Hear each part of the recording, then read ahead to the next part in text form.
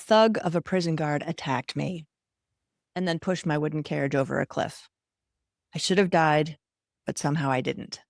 Instead of just interviewing my guest, Ali Christos, about the deeper hypnosis type of work that he does called Quantum Healing Hypnosis Technique, I did something really different. After our interview, I sat down with Ali and did a session of my own. I wanted to experience it myself.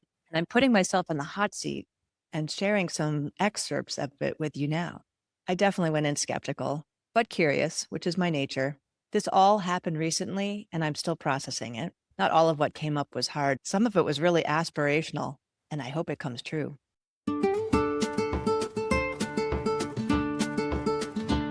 We have a similar goal of helping ourselves and others live a more conscious life.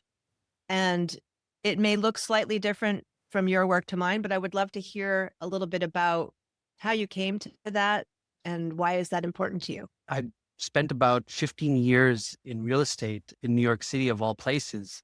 From being in real estate, I had several coaches for many, many years, coaches like Tony Robbins and many name brand coaches that I paid a lot of money to. I was basically a self-improvement junkie. I just figured maybe when I know enough, it will be enough. From there, I became a coach. During the end of my real estate career, I started to invest in tech startups. I had a Rolodex of very high net worth individuals, some of whom became my mentors and friends.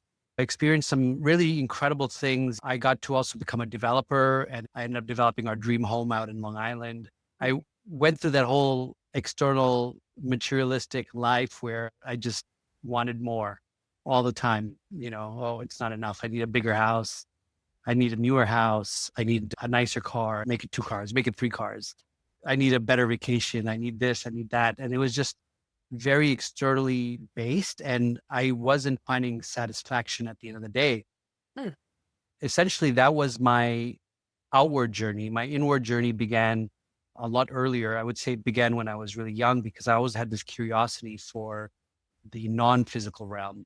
And I would do silly things like try to summon ghosts or, go to the Oh, cemetery yes. by myself in the middle of the night.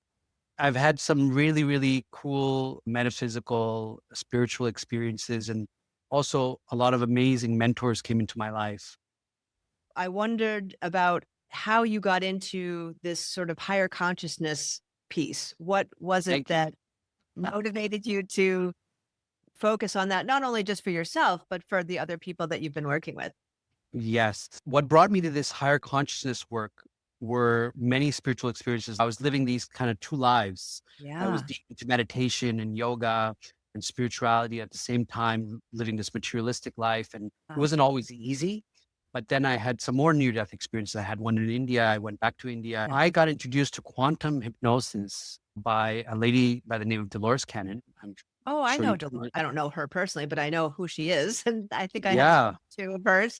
Yep. She's an incredible woman. My partner introduced me to her work about 2 years ago, and my partner is in the finance world. So she's even more left brain than I am. She's much more grounded than I am. So for her to introduce me to someone who's a spiritual teacher, I don't take it lightly because I'm Yeah. usually the one doing that these days.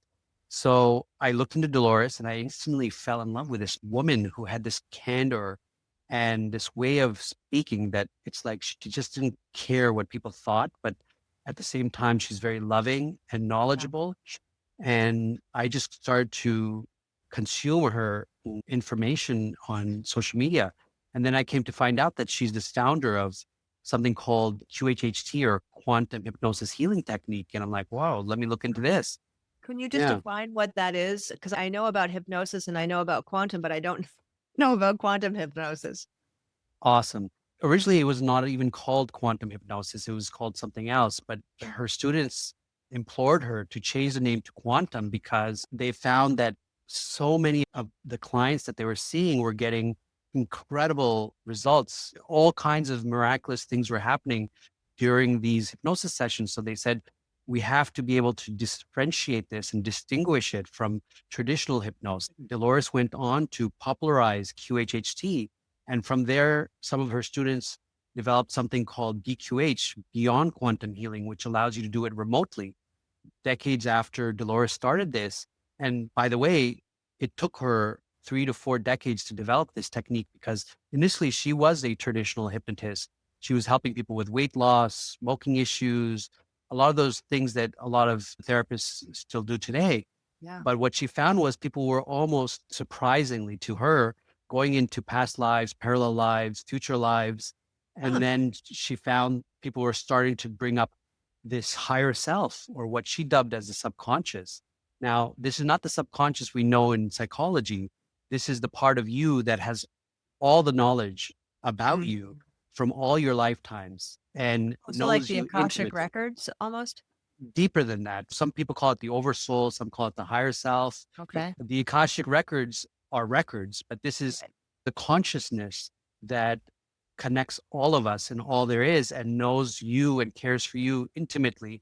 And when we have sessions through QHHT or BQH remotely, we're able to access this higher self, higher part of you, where it speaks through you in your voice and gives you the answers you've been seeking, those that you came with, and even those that you may not realize you have. And Hmm. that's what makes this quantum hypnosis because it could be so sudden and so profound. In one session is usually all you need. How? Yeah. So let me see if I understand that. So when Dolores was doing regular hypnosis, people were already going into past lives and all these other things. Is that right?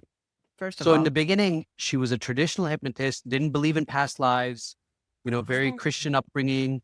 And when her clients would start to go into these past lives, they would take on the voices, they would take on the mannerisms of those lives. Say Wow. it's 1500s in China, they would start speaking with a certain accent and a Oh certain my depth. goodness. She was really interested in research and history. So she would go and research and be like, hey, what kind of forks did they have back then? What kind of outfits did they wear? And interestingly enough, everything would match up. And so she became this researcher for human consciousness and history, combining the two.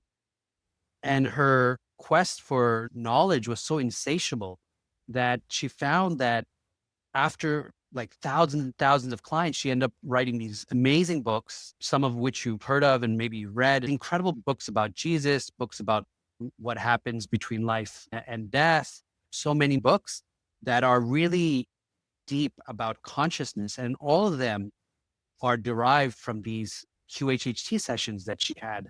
Can I just ask you a question? Would you say that Please. she was doing the quantum hypnosis without even realizing it? And that's why people were getting into those past lives and deeper places or Yes something? and no. So it started out as traditional hypnosis. She's helping them with weight loss and all these things, phobias.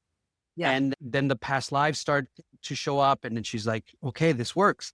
And then she found that it wasn't always a safe experience. For example, it's very Okay. different now because she fine tuned it. So it's very, very Right. safe now. But back then, she gave one example where a woman came out of a hypnosis session and she was actually hung in a previous life. And she had that experience when she went to the restroom after the hypnosis session. She saw that she had these rope marks on her Mm, neck and she mm. screamed. And so Dolores is like, are you okay? And she's like, look what I have in my neck. So her son was waiting in the waiting room downstairs and she called the son upstairs. What do you see? He says, looks like a rope burn. And sure enough, that's what appeared and manifested on her neck. And so Dolores had to talk to the subconscious and talk to her deeper self and to be able to make it dissipate. But then going forward, she developed a technique that safeguards all the clients. Live some of those traumas. Okay, so let me preface this. Some of them have to relive it, but they Oh, don't have to experience it, if that makes sense. An observer, right? So you okay. could be an observer without actually taking on all the pain.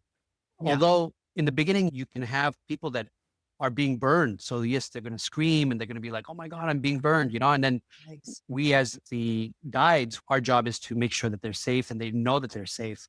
Yep. But in quantum hypnosis, it is important that we take the person through a death experience. And usually that's from a previous life, not the current life. And that is because there's always a reason why they're shown a particular past lives. Yeah. Most of us have had many, many past lives, but Yes. the ones that were shown in quantum hypnosis are shown for a particular reason by the subconscious. Right. Because It's it's almost related like, to this lifetime, right? Exactly right. Yeah. They need to hear something. They need to put the Mhm. puzzle together in a certain way that once they have an understanding, they will know the root cause of a problem that they're experiencing, Mhm. and the knowing of which will bring about healing. So that's essentially in Wow. a nutshell how I would explain it. Okay. So you've been doing this for how long now? Many lifetimes, but in this lifetime, I would say about 2 years. What are some of the things that people come to you with? And the second part of that question is, do they come with something and then it turns into something else because they've dug deeper and found out something that was important for Yes, them? Okay. yes. So, I can give you a few examples. One is my own. Before I started this journey, one of the agreements I had with my wife was that I was to do 3 sessions with 3 different practitioners before I committed my life and my energy and my resources to this uh, work. this, And I'm so okay, glad that's that she interesting. gave me that challenge. I'm very, very grateful because it allowed me to be certain. It also Uh-huh. allowed me to experience what my clients would experience, and Yeah, not that just makes once, total but sense. thrice. Each of the experiences I've had as a client going under were very profound and unique. And it's Hmm. almost as if every time I had this QHHT done on me, I went deeper. My connection with my higher self got more profound. It- Huh. Imagine it was always there, but I Right. became more aware of it and I started to connect the dots in a deeper way. So, to give you a concrete example, in this life, you can notice in my name, I have Ali Christos. My name is Ali, which is very Arabic, very Muslim name. And then Yes. Christos is very Christian. Yeah. And I'm a yoga teacher, which is very akin to Hindu traditions. Sure. So I live a life which is very not specific to any particular religion, yet Yeah. I consider myself to be deeply spiritual. So in this life, I found that my mother, for example, doesn't fully accept who I am, doesn't understand. I am the black sheep of the family. And as much as I love my mom and as much as my teenage years and my young childhood, I spent people pleasing and mom pleasing and parent pleasing, Yeah. I came to a point of realizing that I need to be my own cheerleader and I need to trust my inner guidance. And Yes. that's what brought me to this path ultimately. Why am I sharing this with you? Because in one of my QHHT sessions where I was a client, I got to see a life where I was a race car driver. I was 23 years old, blonde hair, handsome. And I had a mom that was a single mom that loved me to bits. And not to say my current mom doesn't love me, but this mother I had Fully accepted you. accepted me fully, even though she knew that her son could die racing a car. And sure enough, that's exactly what happened. I experienced myself getting into a car wreck and I experienced my Mhm. death. And I experienced in that moment how much appreciation I had for my mom accepting this, Mhm. even though she knew that it's very high risk. Yeah. And I was in tears, Amy. I was crying like a baby. Moreover, I realized that that woman that I saw that was my mom in that life was a woman I met in New York who was a friend of mine. And I couldn't wait to call her up and tell her, guess what? I think you were my mom in another life. So And that but that happened. one thing that struck me too was the car accident thing happening in this life as well as that life. And this one You know, almost I killed you, never but realized that until you just said it. I no just way. realized it. So thank you for connecting the two. Oh, you're But welcome. I mean, that that's to a me is so profound that you almost died from this lifetime's car accident, but the last one wow. you did. Oh my What gosh. everything happens in divine timing. And I believe that based on my own experiences. Even me coming to quantum hypnosis has been an incredible journey. Every client that I have is a magical experience for me. And I know for them it's great too, because I mean, don't take my word for it. You can read the Right. reviews on my website. Yeah. They love it. And I even post videos with their permission. Some of them have been brave souls and they said, yeah, put my hypnosis session out there. So I did. Oh, And wow. that's on YouTube. You can Oh, I'll find have it to on my check. web. It's really amazing. And if you haven't had a QHHT or BQH experience, I haven't. I would say have one. I'm very curious about Yeah, trying it because I've done regular hypnosis. very different. Yeah. After hearing all of this information, I had to try it for myself. I did mine remotely with Ali using the BQH, the remote form of the hypnosis technique. So, what are the main differences? Okay, so I would put hypnosis into 3 different categories. One is what most people may think of hypnosis if they've never been hypnotized, which is stage hypnosis. It's like someone waves something, you're getting sleepy, and then quack like a duck. It made me become very skeptical of hypnosis. And then when I was going to get hypnotized the first time in QHHT, I was fearful. I was nervous. I didn't know what would happen. I thought, what if I lose control? What if I say something Right. I don't want to say? What if it doesn't Yeah. work? I had all these, preconceived notions and fears. And I'm glad that I experienced that, because the truth is a lot of us have that when we do something new like this. Yes. The second type of hypnosis would be the traditional hypnotherapy, where it's for weight loss, phobias, to quit smoking, etc. And then you come to this quantum hypnosis, which I would say in the last 20 years has just been exploding in the most beautiful way. And it's all about exploring consciousness at a deeper level and getting healing in a way that we never knew was possible, at least in our known history. And then to explain to you what's the main difference, I would say in a QHHT session, usually it's anywhere from 4 to 7 hours. And Dolores would say Oh it will, my it will, word. it will take as long as it takes. It's a day long session. It's hugely different. It's basically in two parts. The first part, we call it the interview, which is the pre-hypnosis session, where we sit down with you and we go over your life from the time you were born till now, and all the things that are important to you, your relationships, things that have happened to you, all the concerns that you may have usually come up during that 2 to 3 hours of us talking. And again, we're not counselors, we're not psychologists or anything. We're just there to hear you out, not to Right. give solutions, just to hear you out in a non-judgmental way, Yep. create space for you to just express what are the things that are important to you. Interestingly enough, most people don't even share what comes out in these sessions. It's so deep, it's so profound. We get to know the person so intimately that many of their close partners even don't know half the stuff that we get to hear. And so I feel very privileged and honored that I get to have that trust with my Yeah. clients. And that in itself opens up a space for the hypnosis session to be really effective, because imagine your higher self is listening this entire time. And as it says in the Bible, ask and is given, knock and you shall receive. Right. You are knocking, you are asking. As I'm interviewing you, I'm asking about your life. We're going through your childhood, your school years, your home life, your Yep. relationships, all those, right? And my clients, they're diverse in age. I have as young as 16 years old all the way up to 80. Some of them have lived a lot of life.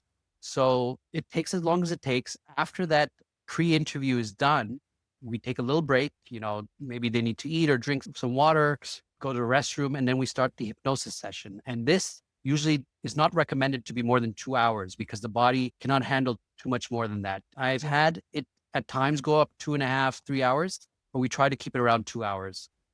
That's And basically so what it is. this is the session that I mentioned at the start. And here's some of what came up. In two of the lifetimes, I was judged guilty of a crime I didn't commit with nobody to defend me. In one, I was locked in a stone tower like Rapunzel with no food, no water, no furniture, nothing, punished for a crime that wasn't mine. And in the other, I was in a wooden prison carriage assaulted by a thug of a guard who also pushed my carriage off the cliff to try and kill me. But somehow, I didn't die. And then thankfully, something shifted. And this is the part that I said I was still hoping was true. The next three scenes were not about the past. They seemed more aspirational, like the future, yet to see. It was like they were pointing towards something I was finally worthy of. Some of it felt less like fantasy and more like unfinished business. We have now moved forward to an important day. What is happening? What do you see? I feel like I'm on a stage getting an award for something. Tell me the scene. I had this idea of being like Oprah Winfrey for some reason. I don't know why. That's okay. Trust it. We don't have to Yeah. judge anything. You're being shown it for a reason. Are there people in the audience? Yeah, Are there there's a people lot there? of people. It's almost like an Academy Awards type of Wow. scene. Fancy. Formal. Yeah, fancy with celebrities, and I'm being Okay. acknowledged for something that I have accomplished. I'm receiving some kind of a, I don't know if it's a statue or symbolic item Wow. that's indicating this award. What are you wearing? Take a look at your feet. What shoes do you have, if any? The Those are- dress first, it had silver sparkles. It's kind of like a skin tight, long, silvery gown. It goes down to my ankles. Uh-huh. Wow. Okay. So it's all, How do you feel? I feel proud. I feel powerful. I feel acknowledged and appreciated, like people Yeah. value whatever it is I did to deserve this award. Good for you. Yeah, like some kind of an award-winning book. Okay, good. Good noticing. Do you know what that book may have been about? The word autobiography comes Good job. comes Yeah. up. I know it sounds strange, but just Yeah, the trust whole it. thing sounds so bizarre, but yeah. Interesting. First stepped on stage, I wondered if it was like a talk show that I was being rewarded for, which is why Oprah came in. Mm-hmm. Maybe it's both. Maybe it's a talk show and a book. Interesting. We're going to move forward to another day, an important day in that life. What is happening? I feel like I'm in New York City in the business district. Mm-hmm. Tell me more. I think I'm walking into an office building that maybe I work in, or Mhm. I'm meeting somebody there. Oh, maybe it's getting an offer of some sort for some new project. Uh-huh. How old are you? Yeah, What would you say? 38, 39. Okay, choose one. I'll take 38. Describe to me what's going on. Yeah, I feel like it's something I've seen on television, this scene of walking into an office building with marble floors, elevators, and there's a person at the desk.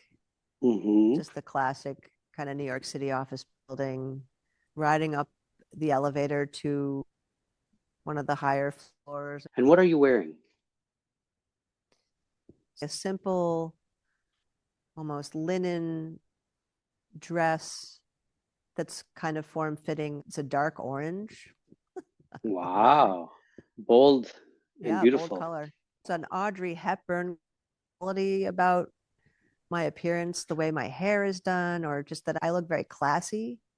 Yeah, wow. So tell me what happens next. You're going up this elevator. Stepped out onto the floor. I feel like it's an exciting opportunity potentially, whatever it is. Are you nervous at all? Yes.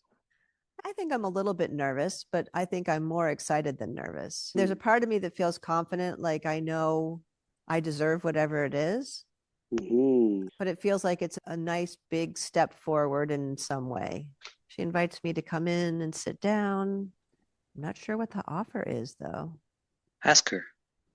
What first pops into my mind is that it's some kind of a show that I would be hosting or responsible for.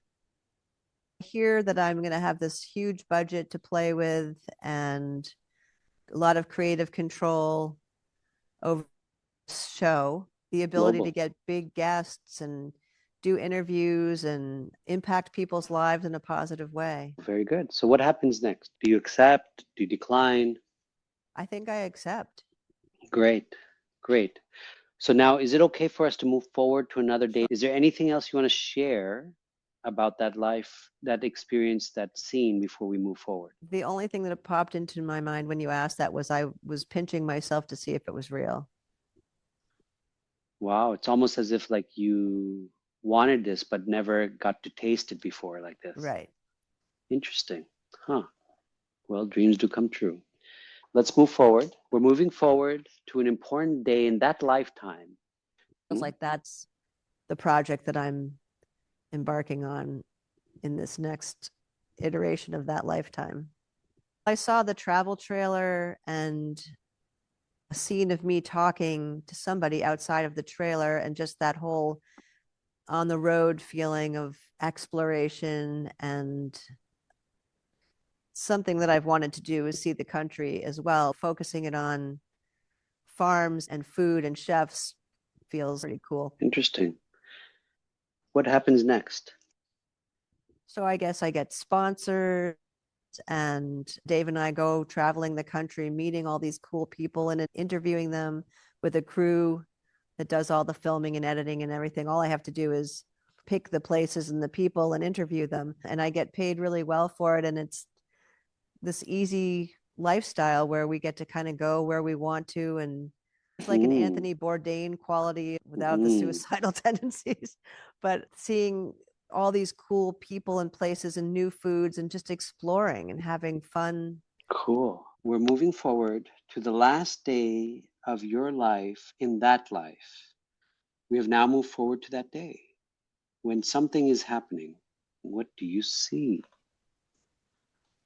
When you first started to ask me that question, I saw myself in a country location in a lovely sort of simple wooden cabin type of house where it was very peaceful and beautiful and serene and nature filled.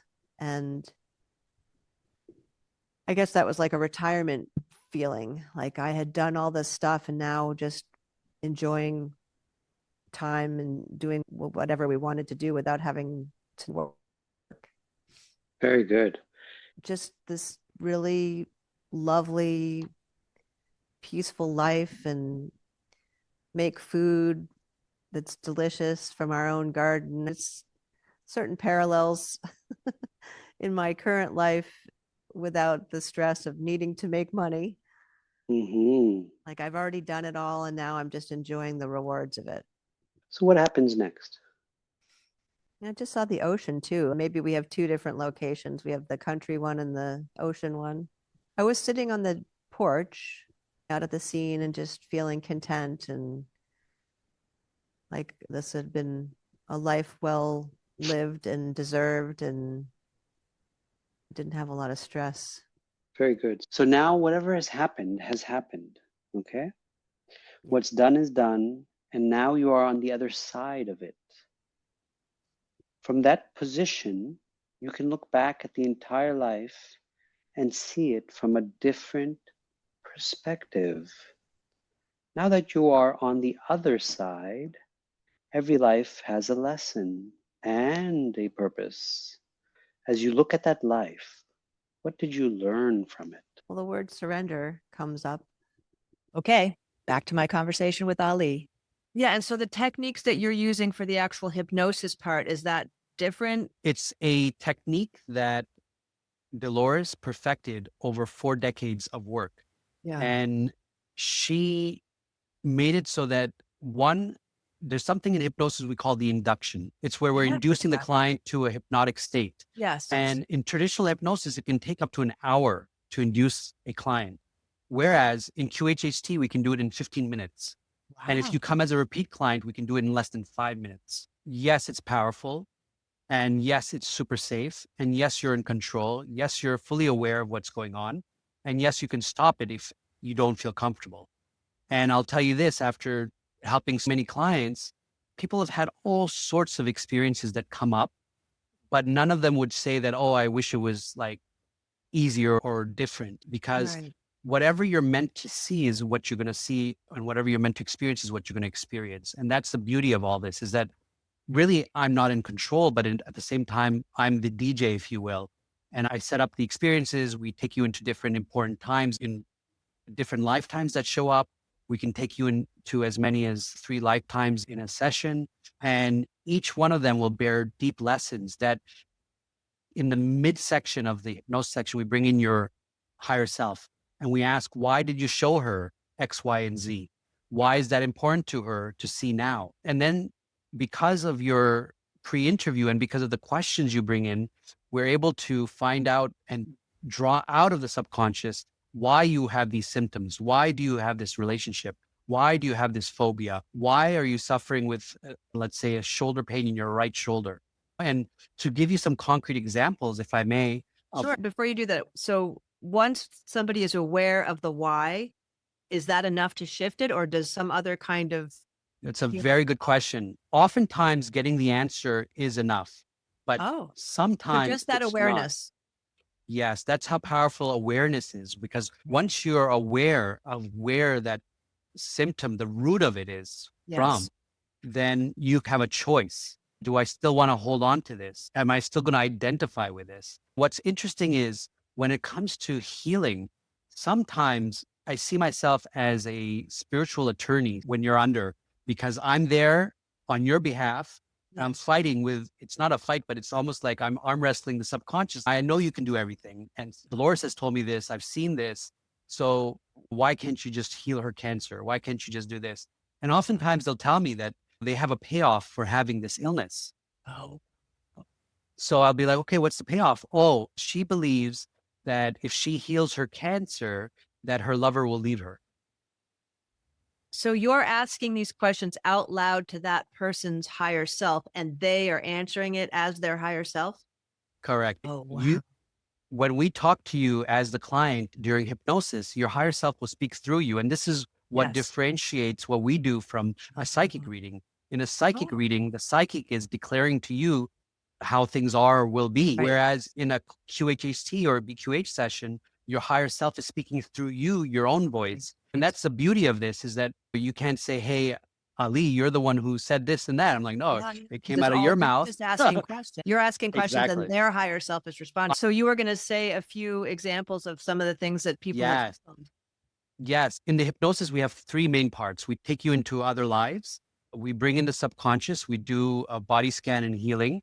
And Oh. we go into your questions that you prepare. So most people come in with anywhere from 5, 10, 20 questions. And we Okay. dig deep with the subconscious and get to the root of it. Each one we try to, given a time constraint, right? So I had this lady, when the subconscious came through, she started to lie on her side. But prior to that, she was on her back. And at the end of the hypnosis session, she was in tears. And I said, are you okay? She's like, yeah. And she looked very surprised. And I said, what's going on? She said, I can lie on my side. I said, yeah, what's the big deal? She said, I don't think you understand. I can't remember the last time I could lie on my side. I said, well, has it been a couple of weeks, a month? She goes, no, years. So this was only one part of the healing that took place in her session. There were so many other epiphanies that came through. And every time, I'm so grateful for this work, because although it heals my clients, I feel like it also upgrades me in some level. Oh, I would Because- imagine. Just being the facilitator and then also the witness of this kind of profound healing must be amazing. Basically can only see one person in a day, it sounds like. Correct. Right. In fact, I was very naive in the beginning. Dolores said one person a day and that's it. Oh, she like, said okay. that too. Okay. So I host people at my home for QHHT, and BQH I do remotely through Zoom and through the Okay. phone. But for both of them, it's a huge privilege to be able to hold this space for a soul that's ready to awaken in a way that's different, right? Do you find different results in person versus on Zoom, or does it not matter? That is the surprising thing, because initially I thought that, oh, this can only be done in person and the Right. effectiveness of it can only be maximized in person. But we found that to be untrue. There was a time where Dolores Cannon forbade us from doing it online, but that was pre-COVID.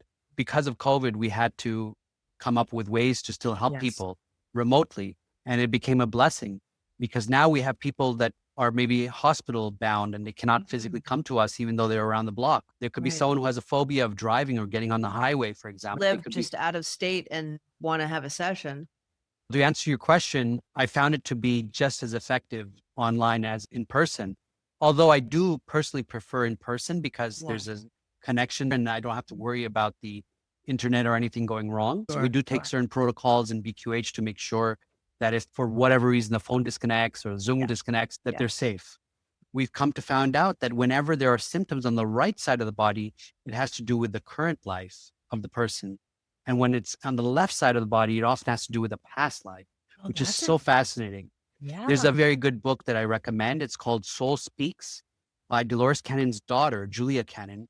And in that book, it talks about how all the symptoms and diseases that exist have a root cause in emotions, which makes sense. Yep. And she's able to connect the two, because through the QHHT, she was able to get a lot of answers as to what the root causes of these illnesses are. And so we use that knowledge alongside summoning your higher self to be able to get to the root cause of whatever symptoms you may have and look to heal those completely. That's our goal. Fascinating. To hear these traumatic stories, and whether someone's making it up or not, at the end of the day, it doesn't matter, because they walk away feeling healed and getting those answers that they've been looking for.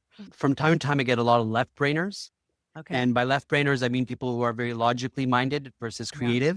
Okay. And some of them can have a hard time visualizing, but when we go into the session and they start to visualize and they come out of the session, they're like, wow, did I really see that? Did I really experience that? Oh, Was that interesting. real? I totally can believe that. And I would ask them, how do you feel? They're like, I feel amazing. And how are the insights? They were like, they were profound. Yeah. I said, did you get all your answers? They're like, yes. I'm like, what more do you want? Right, exactly. My job is. Thank you very much. So, how do people reach you? The best way to reach me is through my website, QHHTwithali.com. Show notes. Yes, that's the main website. And there I have just 3 services, QHHT and then BQH, which is remote QHHT, if you will. And Yep. then I do coaching one-on-one, life spiritual coaching. And then you'll have my YouTube channel where you can see all the sessions are public.